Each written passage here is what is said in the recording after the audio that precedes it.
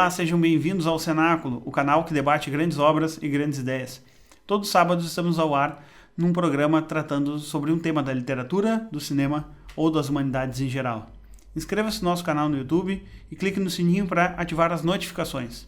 Lá você tem contato com todos os nossos vídeos mais antigos e também vai ter acesso aos que vamos postando todo final de semana, sábado às 8 da manhã.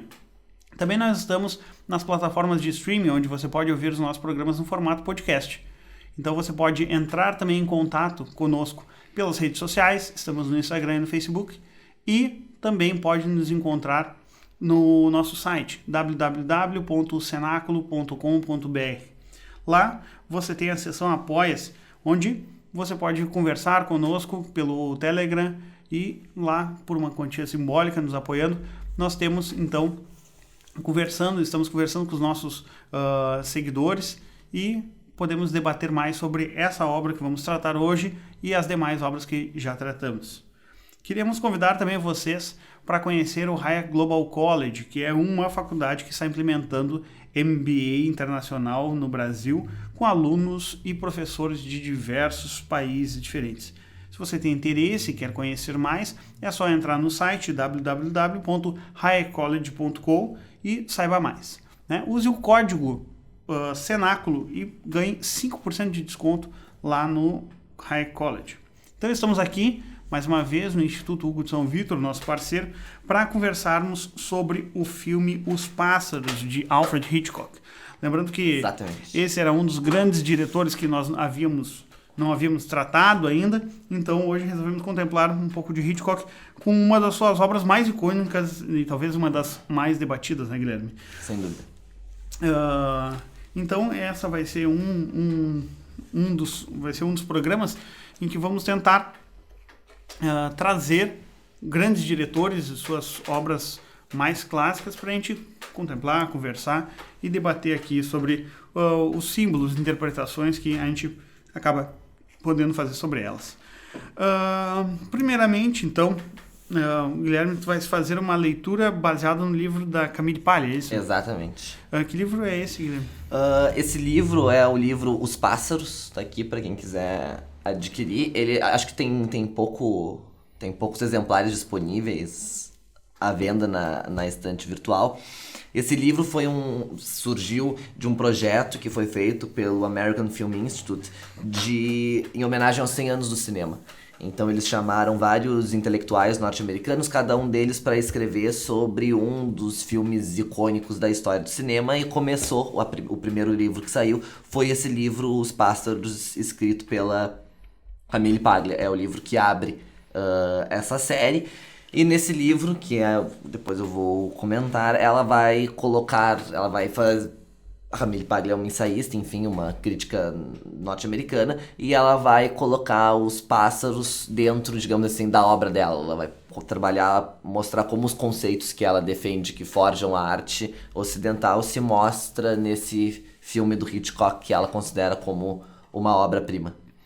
Bom, Os Pássaros, então, dentro da obra do Hitchcock, ele vai meio que se encaixar nas suas obras finais. Depois de Os Pássaros, a gente tem Topázio, Frenesi, Cortina Rasgada e acho que é... Marnie, Confissões de Malandro. Né? E vai fechar ali a obra do Hitchcock. Então é uma obra de 1963, né?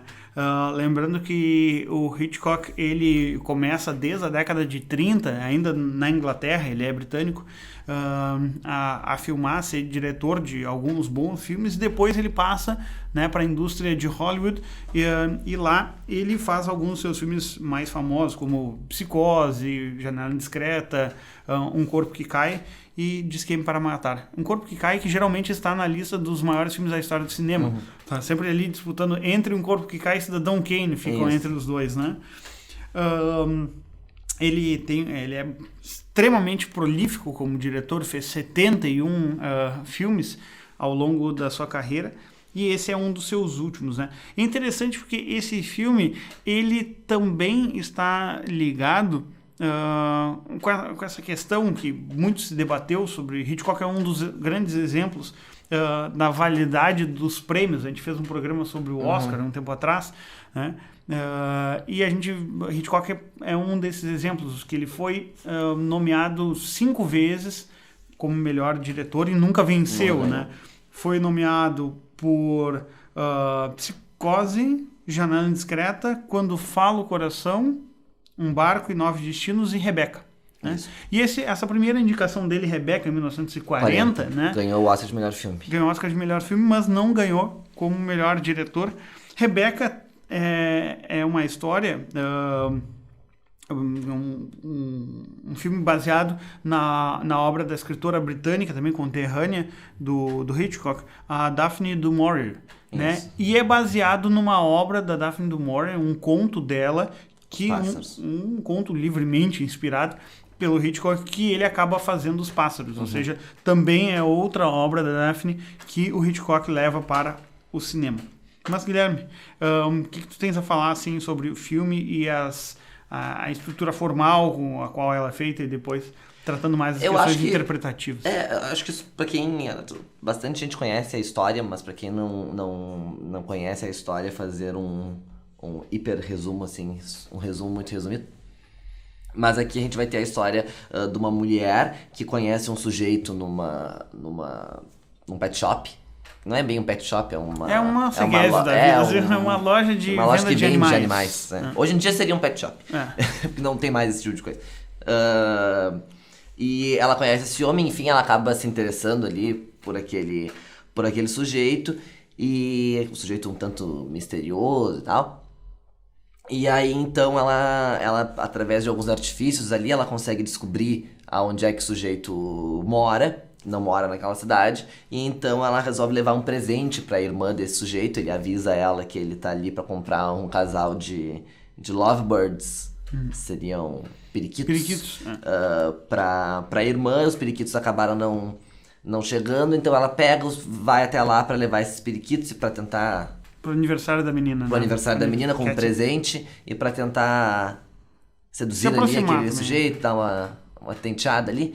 E então ela pega o carro e vai até essa cidade litorânea, que é Bodega Bay. Bodega Bay. E aí... No litoral da Califórnia, né? Exato. E aí, a partir do momento, o resto tudo você sabe que não precisa dizer item por item, depois a gente vai falando nisso. Mas ela chega e junto com ela chega uma catarse, digamos assim, animal. E os pássaros estão enlouquecidos naquela cidade litorânea, atacando os humanos de uma forma desumana. Então, conforme o tempo vai passando, esses ataques vão se tornando cada vez mais constantes, né? No começo eles eram ataques bem tímidos, até que no final tem aquela cena famosa... No final não, mas mais pro final do filme. Tem aquela cena famosa da cafeteria, onde eles atacam todo mundo que tá na rua, e aí tem explosões, e os pássaros atacam quem tá dentro das cabines telefônicas, etc, etc, etc. E aí o filme acaba terminando, então, com um ataque de todos esses pássaros, depois de um ataque desses pássaros à casa do Mitch Brenner. Da família Brenner. Da família Brenner, da casa ali onde o Mitch mora com a irmã e com a mãe, e a Melanie está lá dentro, e então eles saem fugidos ali daquele ambiente depois de um ataque dos pássaros. Assim o filme termina. Aqui na interpretação da Camille Paglia, ela vai dizer uma coisa bem interessante, depois eu volto nisso pra falar da abertura, mas ela vai colocar o filme como uma espécie de trilogia entre Psicose, Os Pássaros e Marnie, Confissões de uma Ladra. E ela vai dizer que a personagem principal de Os Pássaros, a Melanie, ela acaba sendo uma espécie de santa crucificada entre dois ladrões, formando essa simbologia da cruz. Porque a personagem do Psicose, que é a Marion, ela é uma ladra, né? Pra quem não viu o filme, ela rouba a bolsa, ela rouba o dinheiro, a bolsa que tá com o dinheiro. E por isso, enfim, ela vai pro hotel, enfim, é assassinada, e daí se dá o desenrolar do filme, mas ela era uma ladra. E o Marnie, Confissões de uma Ladra, obviamente ela também é uma ladra, por isso o título. E a própria Camille vai destacar uma coisa interessante, que é como o nome Marnie acaba sendo uma união do nome das duas protagonistas anteriores. Quer dizer, a protagonista do Psicose com Marion e a protagonista dos Pássaros com Marnie. Então, Marion com com Melanie, Marnie, que é a personagem dos... Final dessa trilogia. Trilogia. Que também é o Marnie Confissões de uma Ladra é com a Tippi Hedren, que é a mesma atriz dos Pássaros. Do Melanie. O Hitchcock queria muito que a Grace Kelly fizesse o filme. Camille Paglia aqui até faz um preâmbulo antes de entrar propriamente na análise dela. Ela faz alguns comentários sobre a produção, sobre como é que o Hitchcock tinha a ideia e tal, o que ele queria fazer, o que ele não queria. E ele chegou a convidar a Grace Kelly pra fazer a personagem, e a Grace Kelly havia rejeitado o convite. Ela já era princesa de Mônaco, então... Não vai se sujeitar. Não vai se sujeitar a esse tipo de coisa. Grace Kelly que já havia feito vários filmes com ele, então, Janela Indiscreta, O Ladrão de Casacas, Diz que para Matar, etc. Todos esses filmes são com ela. Aqui a gente tem o Hitchcock, ele vinha de uma ascendência muito alta de popularidade já há bastante tempo, mas o último filme que ele havia feito antes de Psicose, que tinha sido Intriga Internacional, que é um filme que eu nem gosto tanto, mas tinha sido um grande sucesso de bilheteria. Então ele já tinha tido um boom econômico-financeiro. Quando ele lê o livro Psicose e resolve adaptar aquele livro para fazer o filme, ele não teve apoio de ninguém, sobretudo da própria produtora. A produtora achava que aquilo era uma coisa um pouco tanto macabra, sombria, meio soturna, e que ele não ia conseguir realizar o filme da forma que ele queria, que o filme provavelmente seria um grande fracasso, e que, portanto, os ativos financeiros deles iam para baixo e isso não podia acontecer. O Hitchcock batalhou muito para fazer isso. Tem um filme que se chama Hitchcock, que é um filme biográfico do Hitchcock que mostra exatamente esse período. Recente, né? É 2012, eu acho, 2011. É o Anthony Hopkins que faz o Hitchcock e a Helen Mirren faz a esposa dele. E o filme foca justamente nisso, quer dizer, em todo o transtorno que ele teve para conseguir gravar o Psicose, porque a produtora não queria, ele era um tanto quanto paranoico ou perfeccionista, digamos assim, e ele mandou que se recolhesse. O livro Psicose não tinha feito sucesso nenhum nos Estados Unidos, era um thriller assim secundário ou terciário, e ele mandou que a produtora recolhesse todos os exemplares disponíveis nos Estados Unidos para que pouquíssima gente tivesse, só quem já tivesse comprado o livro soubesse a forma como ele terminava. Então ele mandou recolher todos os exemplares e ele hipotecou a própria casa para conseguir dar como garantia para a feitura de Psicose, que acabou depois de pronto. O filme se mostrou um sucesso extraordinário. Os Pássaros vem na sequência disso, é o filme imediatamente posterior. Aí já entrando aqui no que a Camille Paglia vai trazer, e aí eu vou resumir assim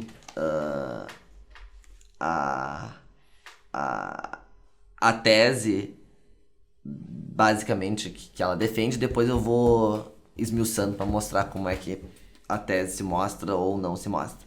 Mas uma coisa que ela já destaca desde o começo é que tecnicamente Os Pássaros é o filme mais difícil do Hitchcock, por conta dos efeitos que eram necessários para se fazer devido aos pássaros, ao voo daqueles pássaros. Muitos pássaros daqueles eram pássaros de verdade, inclusive acho que tem esse vídeo no YouTube. Tem o vídeo de lançamento, né? Que é o próprio Hitchcock com um corvo no braço. Bastante famoso. Assim, bastante onde imagem, ele diz, né? E se os pássaros se revoltassem e resolvessem? Você já parou pra pensar nisso? Quer dizer, é uma coisa bem legal. Então, esse filme que é o tecnicamente mais difícil, a Camille Paglia vai começar citando, então, aqui uma frase do diretor italiano Federico Fellini, onde ele disse que o filme Os Pássaros de Alfred Hitchcock, na verdade, é um poema apocalíptico. Que, então, o filme traria essa questão do final dos tempos, mas não só do final dos tempos, mas trazendo consigo um pouco essa visão da fragilidade humana, digamos assim, diante de uma força da natureza. Que é um tema que é um pouco trazido pelo personagem que tá lá no bar, naquele restaurante, né? Que Isso, é um sujeito bastante apocalíptico, que diz que é o fim dos tempos, Aham. tudo mais, do que ninguém dá muita bola pra ele, afinal de contas era um bêbado que tava ali, né? Exato, e e aquela própria senhora ornitóloga, ornitóloga. ela chega a mencionar também, né, dizendo que se realmente é aquilo que o bêbado está falando, não há a menor chance de se escapar daquilo, porque... E daí ela dá aqueles números, né, são não sei 5 quantos bilhões milhões de pássaros no no solo dos Estados mundo, Unidos. e não sei o que, nananã. Então, tem essa... Nisso se gira a história. E aí a Camille Paglia vai dizer assim, nesse filme Hitchcock, e daí isso aqui é uma matéria central que ela vai desenvolver, é não só essa questão do contraste entre civilização e natureza, mas também o contraste existente entre feminino e masculino, e a forma como Hitchcock enxerga esse feminino. Então ela vai dizer assim, nesse filme, Hitchcock julga a mulher cativante mas perigosa. Ela fascina por natureza, mas é o principal artífice de civilização, um fabricante mágico de persona cujo sorriso é em si mesmo uma fonte de engano. Com profunda sensibilidade para a arquitetura, Hitchcock vê a casa no plano histórico como refúgio seguro e armadilha feminina. 10.000 anos atrás, quando o homem nômade se fixou num lugar, tomou animais a seu serviço, mas a domesticação seria seu destino também, pois ele sucumbiu ao controle feminino arquitetonicamente fortalecido. Os pássaros registram o retorno dos reprimidos, uma liberação das forças primitivas de sexo e apetite que foram subjugadas, porém jamais totalmente domadas. Dentro desse contexto, dessa força da natureza e essa força irracional, digamos assim, e por isso eu falei do Psicose, ela enxerga, e isso é muito interessante, ela enxerga os pássaros, e especialmente a sequência de abertura dos pássaros, como uma sequência imediata do filme anterior, que é o Psicose. Quem assistiu o Psicose lembra que ele termina naquela cena muito famosa do Bates olhando para a câmera, completamente catatônico não lembro se é um hospital psiquiátrico ou se é na prisão. Sim. Já, mas ele olhando, né, com aquele sorrisinho dele...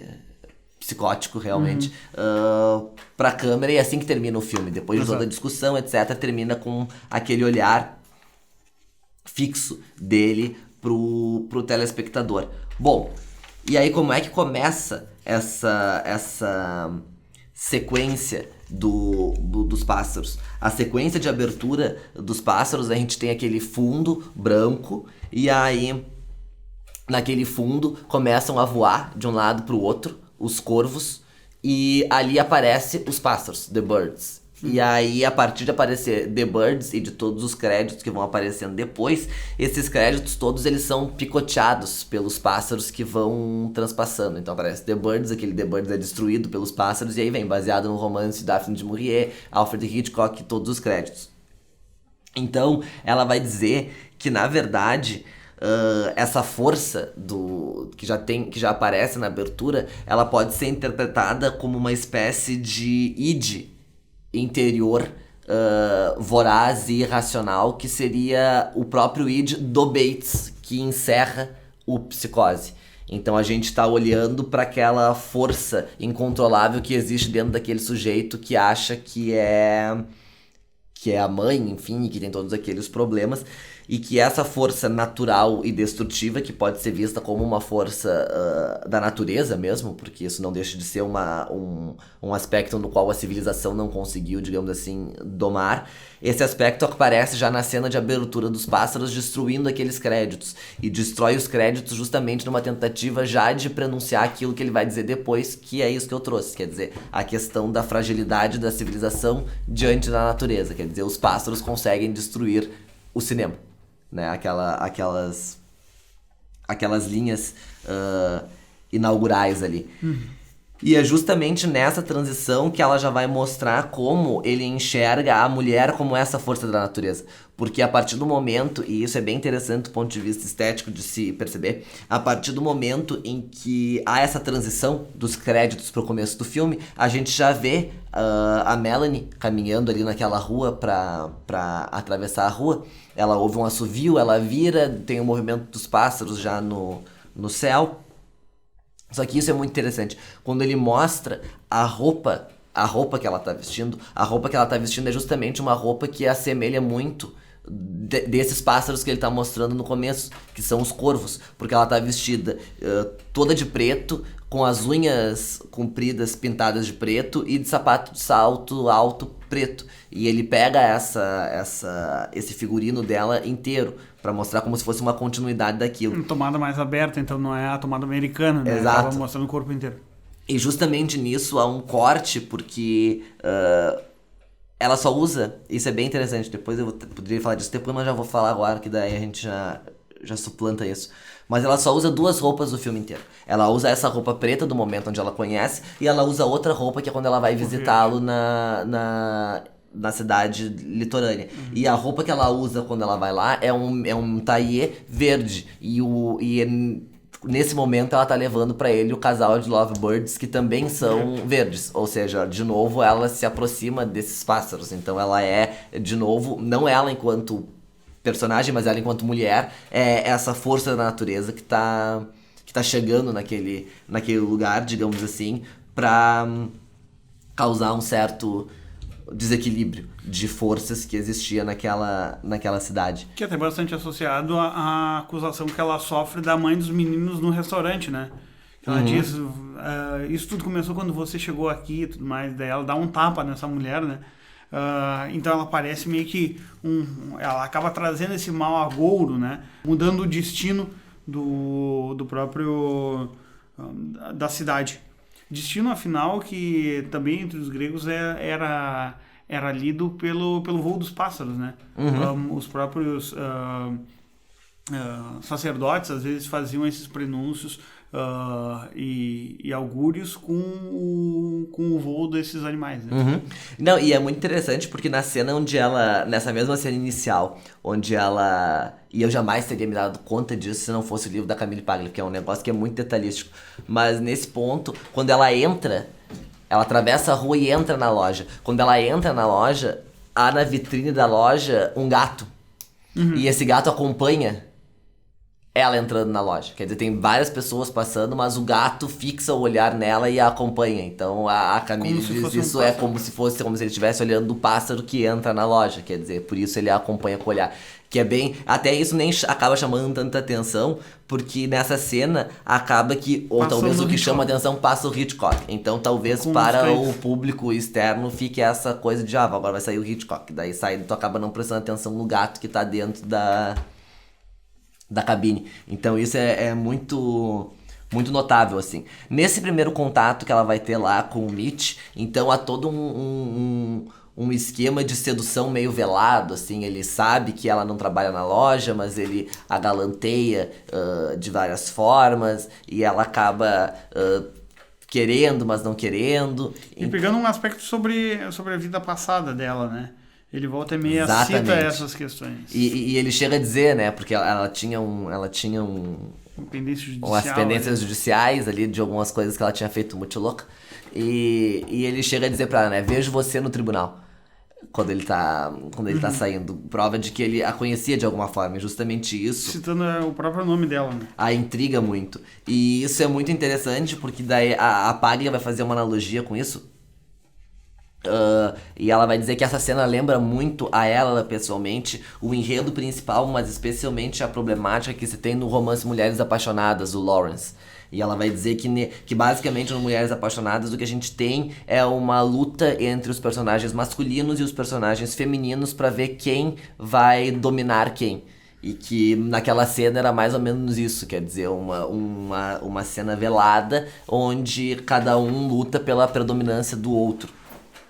E ela chega a dizer, o que é muito interessante aqui, porque ela retoma algumas analogias divertidas e curiosas dentro da literatura, que ela diz assim, ela cita essa frase que o Mitch vai dizer, vejo-a no tribunal, e a Camille vai dizer, o tribunal onde Melanie será realmente punida será o fórum da natureza. O barco, a cabine telefônica e o sótão são o assento de testemunha e a câmara de execução.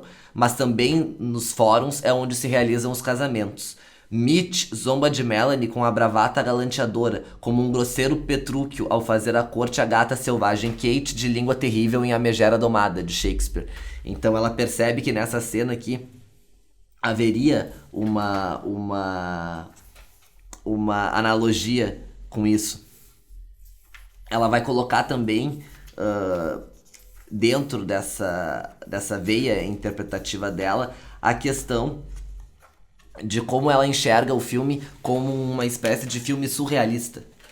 E daí ela vai dizer que não só pela própria história dos pássaros, enfim, pelos golpes e contragolpes, etc., mas pela própria questão de algumas cenas. Ela vai dizer, se tu parar pra pensar, uma cena de uma mulher bonita com um casaco de pele dentro de um barco, toda produzida, com bolsas de couro, luvas, casaco de pele, carregando gaiola de passarinho, indo num barco entregar um presente pra um cara, dirigindo um barco sozinha, sendo que ela nem sabe como dirigir o barco. Se Não, tu ela colocar... sabia mas que tava meio ali titubeante e tal. Colocar isso tudo numa tela é praticamente um quadro do Dalí, assim, vai botar uma dondoca num barco com uns passarinhos, tipo, é um negócio meio estranho. E aí quando ela volta da casa, ainda recebe uma gaivotada na cabeça, uma bicada, não sei o que é, né? O pássaro se lança tomou um ataque de quero-quero. Tava dormindo, tomou-lhe um golpe. É interessante, né? Uma coisa que me chamou a atenção é porque ela está extremamente paramentada e a destreza com qual a atriz ali, dá pra ver que realmente é a atriz, com que ela sai de um barco. Eu, se tivesse, eu teria caído ali naquela situação. E ela está de salto com aquela roupa ali e ela pega a gaiola, quando ela aporta naquele pier ali da casa dos Brenner, ela sai assim com uma destreza de quem realmente já tinha conhecimento de andar de barco. É muito interessante que nesses momentos, né, ela de saber ter princípios náuticos ali, ou seja, como andar de barco e tudo mais, e quando ela chega até o cais ali da pequena cidade, o homem o marinheiro ele vai lhe ajudar a entrar no barco. Ele olha para ela com uma cara de desdém, tipo, o que essa mulher tá querendo fazer aqui? Vai acabar se afogando, né? E ela realmente consegue, assim... Vai me causar um problema ainda. E ela consegue, de uma forma muito, muito natural, assim, fazer todo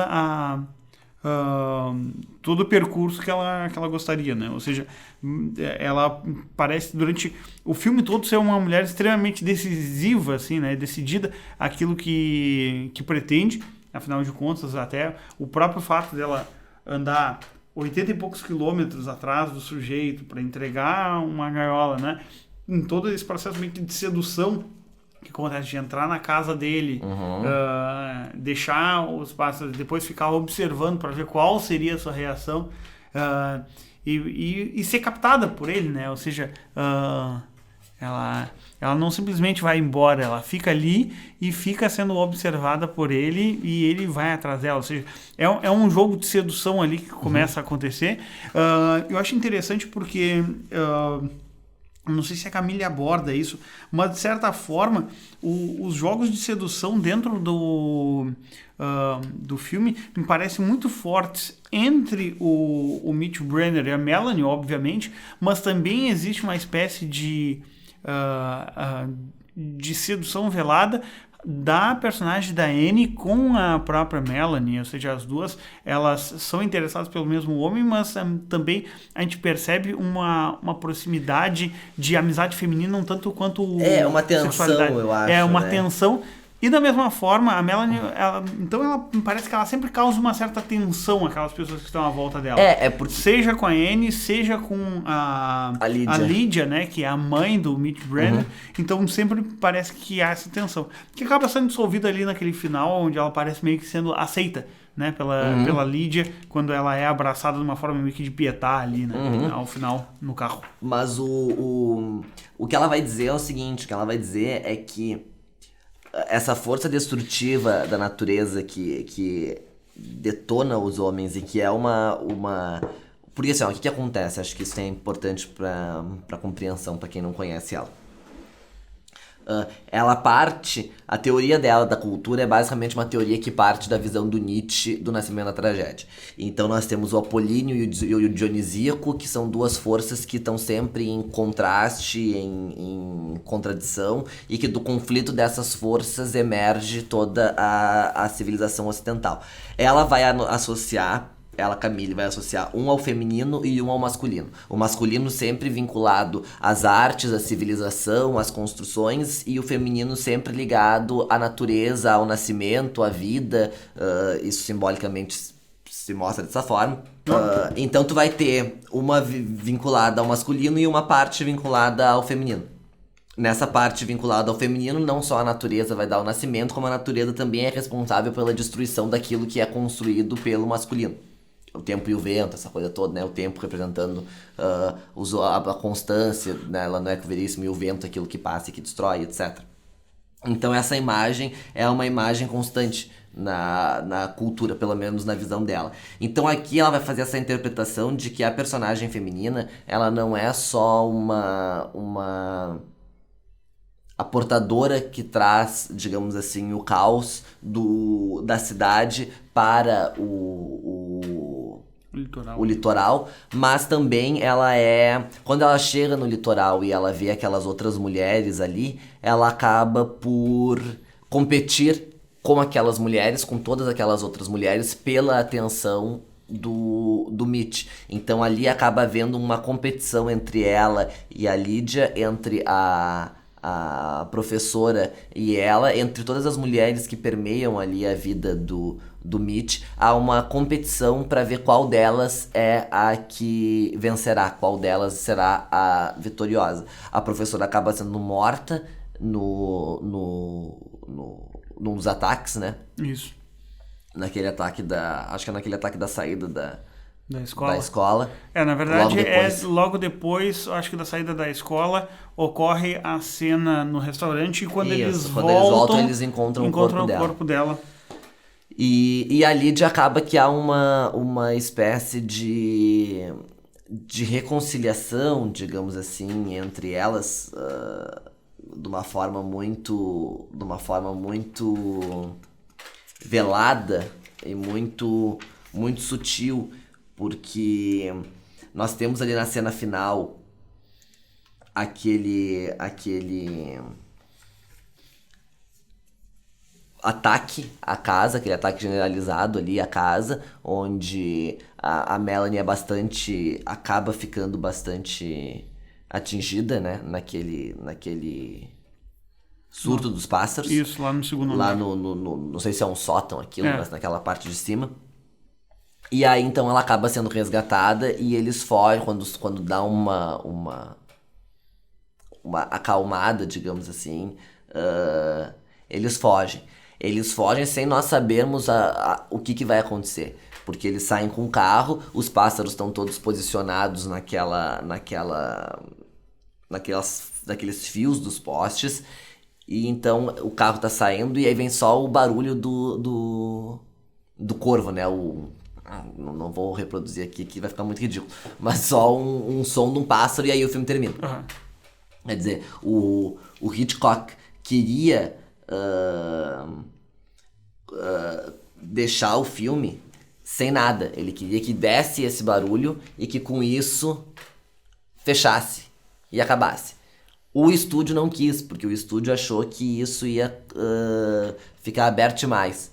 Então o estúdio impôs que se colocasse o The End no final para deixar bem claro que não haveria mais cena nenhuma. Sobre essa cena do final, eu acho interessante que a Paglia vai trazer o seguinte. Ela vai dizer: Hitchcock deixou uma ambiguidade no final. As duas mulheres, no caso Lídia, que é a mãe, e ela própria Melanie, né? As duas mulheres com mão e punho intimamente entrelaçados. Vemos, da perspectiva de Lídia, as antes perfeitas unhas de Melanie agora lascadas como os letreiros iniciais, lá do The Birds. fazendo lembrar as mãos bronzeadas da mãe, entrelaçadas e apertando os punhos no quarto de psicose, que termina com a mãe no comando e o filho no hospício. No final de Os Pássaros, quem controla as garras? Concordo com a opinião de Margaret Horwitz de que Lydia com certeza parece vitoriosa e que ela e os pássaros conquistaram a supremacia. Ou seja, quem acabou sendo domada nisso foi a Melanie. A natureza acabou se sujeitando àquela situação civilizacional já estabelecida. Melanie agora é mercadoria danificada, que Lydia prefere para sua pietà, como tu havia comentado. É como os painéis pompianos da Vila dos Mistérios, onde a acólita flagelada e exausta enterra o rosto no colo materno receptivo. A raposa trapaceira Melanie foi enxotada de volta ao seu lugar biológico na Ordem dos Bicos. Horwitz vê o eclipse de Melanie no tratamento que o filme dá ao carro. Primeiro, concede-lhe o poder de ir à Bodega Bay. Depois Mitch termina dirigindo e finalmente ela é banida para o banco traseiro, tornando-se mais uma filha de Lydia, a mãe, e de Mitch, o pai, o que poderia se fazer uma relação com Édipo. É estranho, mas quando Mitch se senta à direção, é como se agora fosse ele o intruso, quando sua mão aranhosa assusta Lydia e a desperta de sua comunicação onírica com Melanie. Então ali parece que há toda uma atmosfera entre a mãe e a possível nora, e não mais uma relação direta entre o Mitch, como se ele fosse apenas o objeto de desejo, mas não propriamente um elemento que tivesse um fundamento total naquela relação. A relação se dava entre as duas como uma briga de poder sobre aquele objeto que era desejado, né? Uma coisa como um pouco ali o que...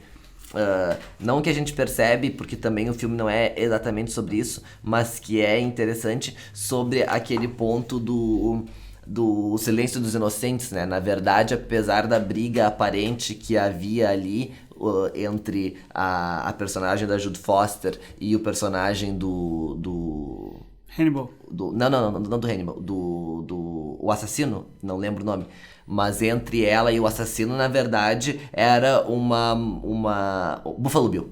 Entre ela e o Buffalo Bill era, na verdade, algo anterior, que era uma briga real entre o Hannibal e o Crawford, né? E eles só... a briga maior se dava entre eles dois, que de uma forma indireta acabava atingindo aqueles dois lá de baixo, mas que era num outro nível. E é justamente nesse sentido de ser domada que a Paglia vai trazer aquilo que eu trouxe lá no começo, dos nomes. E ela vai fazer uma relação não só dessa crucificação suposta, mas como os personagens femininos com nomes bíblicos são uma constante, digamos assim, na obra do Hitchcock. Então ela vai dizer, o nome do personagem seguinte de Hitchcock, curiosamente interpretado por Henry, estranhamente fundia o nome dos dois filmes anteriores, Marion, Melanie, Merne. Será esta uma trindade profana, com Melanie crucificada entre duas ladras? Se interpretarmos Marion como Maria, há ecos bíblicos nos nomes dos personagens principais dos filmes anteriores à Psicose. Madalena, personagem de Um Corpo que Cai, e Eva, de Intriga Internacional. Quer dizer, como se esse tema já tivesse constantemente permeando a obra dele, né? Ela vai dizer que ela percebe que nesse filme é muito interessante perceber duas visões literárias que mais ou menos permeiam as duas divisões, digamos assim, do filme, que seria uma percepção bastante vinculada aos romances do E.M. Forster, com a visão que ele tem do mundo dos adultos, como ele enxerga os relacionamentos e o mundo dos adultos, e a visão do Wordsworth sobre o mundo infantil, como ele percebe as crianças e como essa visão fortemente marcada da juventude e da juvenilidade é percebida especialmente nas cenas da escola, na cena da aula, né? Na escola, na aula, a cena do trepa-trepa, ali onde a Melanie para, né, pra fumar um cigarro e os corvos começam a dominar todo o trepa-trepa, e daí ela vai salvar as crianças e aí os corvos começam a atacar as crianças. Então nessa cena, e na cena do aniversário, onde também há um ataque. Essa visão da inocência e da juventude é uma visão muito próxima desse autor. E também é curioso porque ela vai destacar um ponto muito simples, mas que lembrei agora por causa disso, que a Melanie sempre fuma quando ela se sente ameaçada. Ela só vai acender um cigarro quando ela sente que por algum motivo ela corre algum perigo por alguma forma. Então nessa cena do trepa-trepa ela puxa um cigarro porque ela acaba se sentindo ameaçada pelos pássaros. Quando ela tá sozinha, né, e na primeira noite que ela se hospeda na casa da professora, da Anne, ela fuma um cigarro também. Quando o Mitch confronta ela lá no alto daquele morrinho ali na cena da festa de aniversário. Parece até pinhal ali, aquilo ali, as areias e tal. Ela também fuma um cigarro. Então, quer dizer, sempre quando ela tem ela usa disso como uma espécie de artifício, talvez, para disfarçar um pouco sua fragilidade. Interessante que nessa cena em que eles estão nas dunas e conversando, se retoma um tema e, obviamente, até comentar isso depois, que o Hitchcock ele não gostava de muitas interpretações que eram feitas em relação à obra, né? Principalmente as análises freudianas que eram feitas, e isso era bastante questionado e irritavam o próprio Hitchcock. Mas é interessante mostrar que nesse momento que a gente tem uma senhora Brenner, né, a Kate, a Lídia muito presente ali como uma mãe sufocadora, ciumenta, né, e bastante protetora do próprio filho, que já é um adulto entrado em idade, ou seja, não é nenhum jovem, né? Quarentão, quase. Quarentão. Então a gente tem essa mãe muito presente que, de certa forma, é uma força que impede esse desenvolvimento do próprio filho, e isso é explicitado pela conversa que a Melanie tem com a Anne, né, quando ela vai dormir na casa da professora. A gente percebe também que se entra na história da presença materna na própria vida da Melanie. Ela fica bastante desconfortável em tratar dessa situação, porque ao contrário do Mitch, ela tinha uma mãe extremamente ausente, ou seja, ela não via mais sua mãe. Então eles parecem contrapostos sobre a presença materna, né? E o inverso acontece com ele, né? Enquanto ela tem um pai presente que entra em contato com ela pelas questões de trabalho, ele não aparece, né? Mas a gente sabe que há uma relação de proximidade entre Melanie e o próprio pai, que é dono de um jornal e que dá todo o suporte financeiro que ela dispõe. O Mitch Brenner foi um sujeito que ficou questionado dentro do seu papel familiar quando ele perde o pai, né? Ou seja, 4 anos antes do acontecimento ali na Bahia, de Bodega Bay, o Mitch ele perde o pai, e ali a relação se estreita e se torna mais complexa entre Lídia e Mitch. E ela própria acaba questionando o filho no momento em que eles estão presos na casa. Ela diz, o compara ao próprio pai e diz que o pai não deixaria que tudo aquilo acontecesse. Então ele acaba sendo tendo essa comparação meio édipica, né, do próprio pai, principalmente na relação nessa relação triangular entre pais e filhos e esposos, né? Então, todas as complexidades causadas pelas próprias estruturas familiares aqui parece presente de formas inversas em cada um dos personagens, seja na Melanie com a ausência materna, seja no Mitch com a ausência paterna. Não, e há também depois há uma espécie de inversão, né? Porque desse papel, dessa relação pelo menos da Lydia com a Melanie, porque naquela cena que logo em seguida ao ataque dos pássaros, a Lydia fica muito frágil, né? Muito não adoentada, mas digamos assim, bastante debilitada. E é a Melanie quem vai cuidar dela. Então é a Melanie quem vai levar o café, que vai levar o chá, que vai fazer todo ali aquela preparação e aquele cuidado. E ela e a Lydia acaba se abrindo, assim, né? Ou seja, seus próprios medos e temores na própria questão de perder o filho, de ser esquecida por ele, né? E isso também é questionado pela Anne no momento em que ela comenta a professora comenta que Lydia não gostaria de perder o filho, né? Então a Melanie acaba brincando dizendo, mas alguém precisa dizer para ela que ela não vai perder o filho, sim ganhar uma filha, né? Justamente, então parece aqui que Melanie também tem um desejo de se aproximar e de ter uma presença feminina materna que acaba se consolidando no final do filme com a própria Lydia, né? Ou seja, ela sem mãe acaba observando e tentando fazer uma visão meio conciliadora entre essa relação problemática de mãe e filho, dizendo, bom, então ela tem que saber que ela não vai perder um filho, mas ganhar uma filha. E a Anne acaba questionando, dizendo, mas ela já tem a Cat, ou seja, já tem a menina, ou seja, ela não precisa, ela sempre vai ver a esposa do filho, ou a namorada do filho, como uma intromissora da harmonia familiar dos Brenner, e nunca como alguém integrado a essa própria família e dentro do ser familiar. Exatamente. E aí, para encerrarmos minhas contribuições. Não só as contribuições, para encerrarmos mesmo o vídeo. É só a título de, digamos assim, fofoca. Mas não bem fofoca, mas um conhecimento. Mas é bom uma fofoca de bom uma fofoca.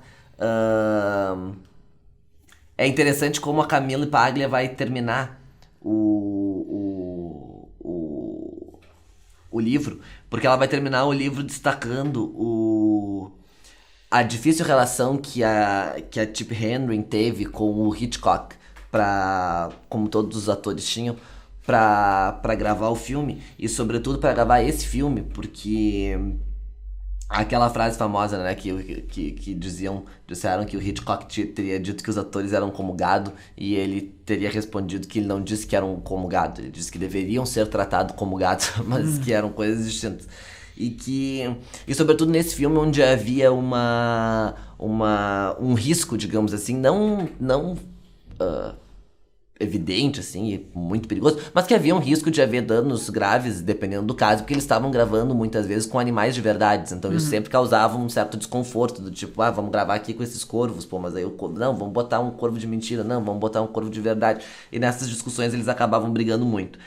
Foi um desgaste tremendo pra ela acabou aceitando depois fazer o Marnie, Confissões de uma Ladra. Ela gravou esse filme com ele e nunca mais gravou mais nada com ele, porque ela disse que realmente era uma coisa intragável e que ele era insuportável e que não havia como gravar com ele. E aí é justamente nesse tópico que a Camille Paglia vai terminar o livro. Depois de fazer toda a análise, ela faz um parágrafo bem interessante até de fofoca e de fechamento, assim, mas que é interessante porque ela diz assim: em conversa com François Truffaut, Hitchcock fez pouco caso dos incidentes dos enredos de seus próprios filmes, dizendo que não passavam de um arbitrário MacGuffin. Contou a história do homem que dizia estar procurando no bagageiro do trem um MacGuffin, um aparelho para caçar leões na Escócia. Um outro homem diz, mas não existem leões na Escócia? E o primeiro responde: bom, então não é um MacGuffin. Assim, um MacGuffin, disse Hitchcock, não era, na verdade, absolutamente nada. No correr dos anos, em muitas entrevistas sobre psicose, Janet Leigh expressou repetidamente seu medo permanente de tomar banho de chuveiro, que é a atriz que Fez Psicose, fez Psicose, a Marion, que é esfaqueada, né? Tippi Hedren, pelo contrário, embora traumatizada pela natureza animal em Os Pássaros, parece ter enfrentado animosamente os desafios de Alfred Hitchcock. Despertada a consciência acerca dos animais, escreveu ela, recusou-se a usar o casaco de pele que Hitchcock lhe dera de presente e acabou colocando no prego para pagar suas contas. Como rainha dos leões, ela derrotou Hitchcock em seu próprio jogo. De todas as suas estrelas, ela foi a única que o deixou, e em seu difícil diálogo pessoal com o grande diretor, a atriz deu a palavra final. Ou seja, né, justamente nessa recusa de continuar trabalhando com ele.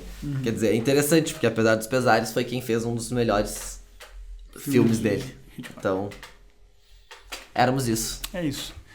E por falar em animais, nosso próximo filme, nosso próximo livro, né, o nosso próximo programa é sobre literatura e trata sobre Uma barata. animal. Agora, na verdade, não necessariamente uma barata, mas um inseto.